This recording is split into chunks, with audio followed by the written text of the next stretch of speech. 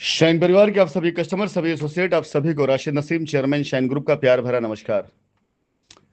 साथियों, ये मिथिलेश फाउंडेशन की चेयरमैन मिथिलेश जी के बारे में मैंने आज एक सूचना डाली और मुझे लगता है जब से ये मामला शुरू हुआ है तब से अब तक तकरीबन 5 से 7 बार मैं इनका जिक्र कर चुका हूं।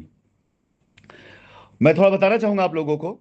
आप में से वो कस्टमर जो कंपनी साथ खड़े हैं, उनके लिए तो खैर उनकी सेहत नहीं फर्क पड़ने वाला, लेकिन जो लोग लीगल में गए हैं, कैसे इन जैसे शातिर लोगों के द्वारा बनाए गए बेवकूफ़ी के वो सारे तंत्र जो थे ना, इस्तेमाल किया इन्होंने आपके लिए और पैसे कमाए आपसे। और आज निरीह मजबूरन आकर के आपकी कगार में खड़े हैं, खुद क्लेम डाल रहे हैं। ये 2019 में अपनी रजिस्ट्री करा करके कंपनी पे अनावश्यक दबाव बना करके कंपनी स्टाफ को गिरफ्तार करा करके वहां पर नाम कमाने वाली मिथिलेश सिंह, जिन्होंने मिथिलेश फाउंडेशन के नाम पर अपने कुछ गुर्गों को लेकर के इसमें ताबिश नाम कर रखा था, जो बाद में भारतीय उन्मूलन उत्पीड़न के नाम से कुछ उसने अपनी बनाई, राजकुमारी गुप्ता थी। इन सब लोगों ने मिलकर किस प्रकार से आप सब लोगों को बेवकूफ बनाया। जो इनके साथ रिटो में गए थे वो याद रख करें इस बात को कि 2019 में और 2020 में इको गार्डन में प्रदर्शन करने वाले लोगों में ये लोग जो आपसे चंदे के तौर पर करोड़ों रुपए इकट्ठा किए सिर्फ इसलिए कि आपका पैसा दिला देंगे, और आज ये आपकी लाइन में आके लगे हुए हैं। मतलब ये जो आपको पैसा दिलाने के लिए आपसे पैसा लिए, करोड़ों रुपए कमाए, आज ये हाथ बांधकर लाइन में लगे हुए हैं और इनको भी अप्रैल के महीने की डेट लगी हुई है। मैं चैलेंज देके कहता हूं कि इनका क्लेम पास नहीं हो सकता। क्यों? क्योंकि इन्होंने एफआईआर में जो लिखे हैं वो साबित ही नहीं कर पाएंगी।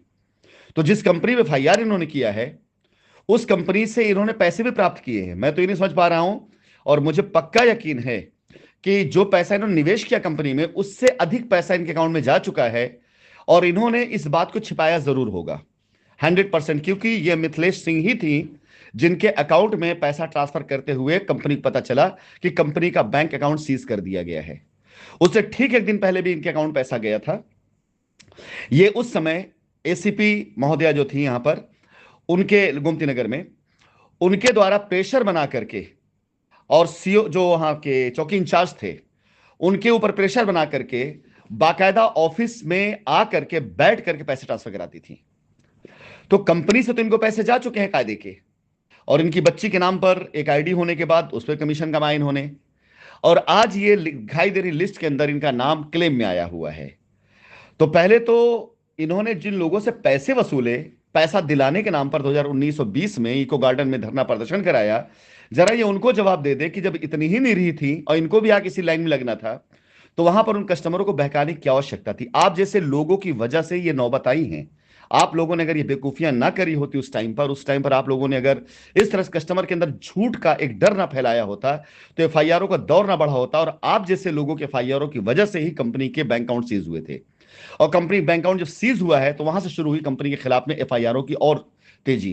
क्योंकि जब तक बैंक अकाउंट खुले थे कंपनी पैसे ट्रांसफर कर रही थी, और उस ट्रांसफर करने की वजह से आप जैसे लोग ब्लैकमेल करते थे कंपनी को, आकर बैठ जाते थे और उत्तमा हो गए, शकील हो गए, शबीब हो गए, सब अकाउंट डिपार्टमेंट लोग, सोनल हो गए, जो अप्रूव करते थे आपकी लाइबिलिटी कि हाँ इनका इतना पैसा दे दिया जाए। तो इनका नाम आपने डाला सिर्फ इसलिए कि इनका नाम डाल देंगे तो आपको पैसा मिलेगा। तो ब्लैकमेलर बन करके आपने ऑफिस से बैठ करके ब्लैकमेल करके ऑफिस का पैसा लेके गई। उसके बाद आपने बाहर आकर एक संगठन बनाया, एक संस्था बनाई, ऑर्गेनाइज तरीके से आपने क्राइम किया और बाकायदा लोगों को, पब्लिक को इकट्ठा कर कंपनी के खिलाफ बहकाया। करोड़ों रुपए अपने अकाउंट में लिया आपने। दुबई घूमने के लिए गई आप, वहां पे मार्केटिंग की, खरीदारी की आपने। वहां से लौट करके लोगों को झूठ बोला आपने कि आप दुबई जाकर के राशिद नसीम को प्रत्यर्पण कराने के लिए गई थी, काउंसलेंट गई थी। सब झूठ था। आपने सिर्फ आकर दुबई मॉल में मार्केटिंग खरीदी, सामान खरीदा आपने, और उसके बाद बैठ गई घर पे आराम से ताबिश बाबू से लड़ाई करके, दोनों आपस में पैसे बांट करके, और पैसे की मारामारी हुई, और बैठ गई अपने घर में आप कि बस अब खत्म हो गई कहानी।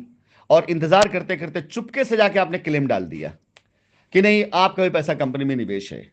तो उन निवेशकों को क्या जवाब देंगे आप, जो आपके साथ लाइन में आके लगे हुए हैं, जिन्होंने आपके ऊपर भरोसा करके 2019 और 20 में आपको पैसे दिए। आप कहने एफआईआर उनका तो आपने बिल्कुल डुबा दिया है, उनको आपने बिल्कुल गर्त में मिला दिया, उनको पैसे नहीं मिलने वाले हैं।